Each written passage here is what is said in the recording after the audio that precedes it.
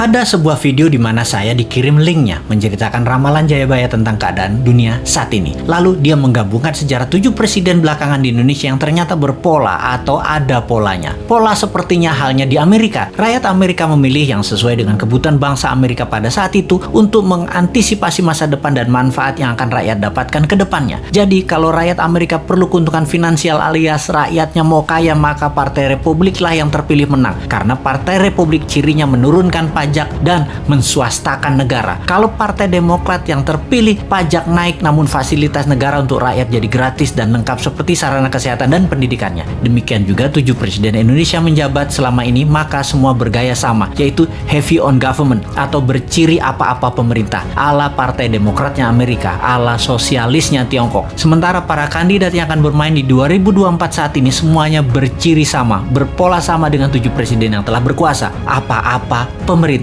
Hanya Bosman Sontoloyo yang punya konsep heavy on swasta atau menswastakan kegiatan membangun ekonomi terbesarnya dan menurunkan pajak konsepnya seperti Partai Republiknya Amerika. Untuk hal ini memang kembali ke masyarakat karena konsep menswastakan pemerintah belum pernah terjadi sebelumnya, atau mengikuti swasta terutama UKM dalam porsi besar lebih dari 80% ekonomi belum pernah terjadi sebelumnya dalam 7 pemerintahan yang telah berjalan. Selama ini memang tenaga kerja 96% diserap UKM, namun ekonomi UKM hanya 40% saja dari porsi ekonomi nasional. Sisanya adalah anggaran pemerintah dan oligarki. Sudah 7 presiden polanya ya seperti ini. Belum pernah UKM naik kekuatannya menjadi menguasai ekonomi ke 80% atau naik 100% dari sekarang, atau 2 kali lipat kekuatan ekonomi saat ini yang bisa membuat GDP per kapita naik dari $4.000 menjadi $8.000 dalam sekejap. Sungguh, kalau mau UKM menang, juga pajak turun. Ya tidak pakai siapapun yang mencalonkan di 2024 yang saat ini ada di etalase calon presiden. Tapi entah bagaimana,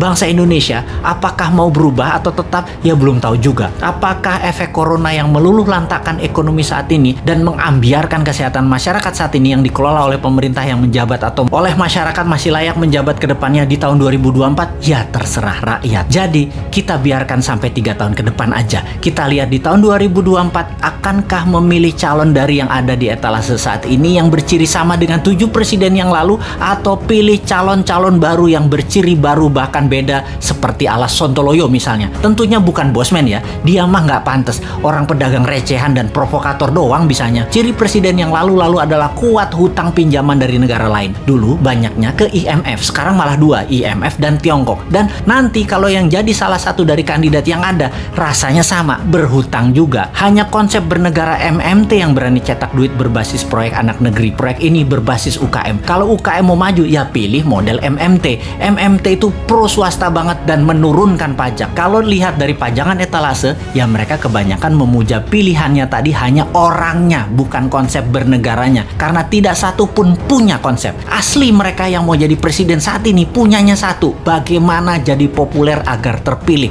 Mek ngono tok ilmunya. Bener deh, bagaimana supaya Anda memilih mereka? Citra aja dibenerin, bukan konsep yang mereka jual. Kalau Bosman, citranya kan kampungan, provokator, komentarnya norak, kulitnya hitam. Jadi karena karakternya nggak bisa dijual, maka dia jual konsep. Itu pun norak. Mainstream ya tetap maunya ngutang asing. Yang anti hutang asing kecil banget, yang mendukung UKM malah nggak ada. Akhirnya UKM-nya senang ngutang juga kalau cari duit. Kapan berubahnya bangsa ini? Begitu kuat doktrin minjem itu di kepala semua pejabat sampai UKM-nya pun tidak ada alternatif lain. Kembali ke video yang linknya saya dapat dan saya nonton, ternyata Satrio Piningit atau kesatria yang dipingit itu keluar ketika ada goro-goro atau malapetaka dahsyat menghancurkan negara dan dunia. Saat ini virus corona dianggap goro-goro. Lalu ketika goro-goro terjadi, ada kesatria yang suaranya saja muncul, wajahnya dan penampilannya dipingit tidak muncul, yaitu Bosman. Jadi kesatria yang dipingit tadi adalah kesatria yang terus-menerus memberikan arahan, solusi, dan sosoknya dipingit, diumpetin, yang penting pesannya tercapai. Lalu pola kepemimpinan nasional yang lengkap menjabat. Pak Karno itu Majapahit atau Jawa Timuran, Pak Harto itu Jawa Tengah atau Mataraman, Pak SBY itu Majapahit, Pak Jokowi itu Mataraman, dan Bosman itu Jawa Timuran Majapahit. Begitu pola penggantinya seharusnya. Habis Mataram ya Majapahit. Dan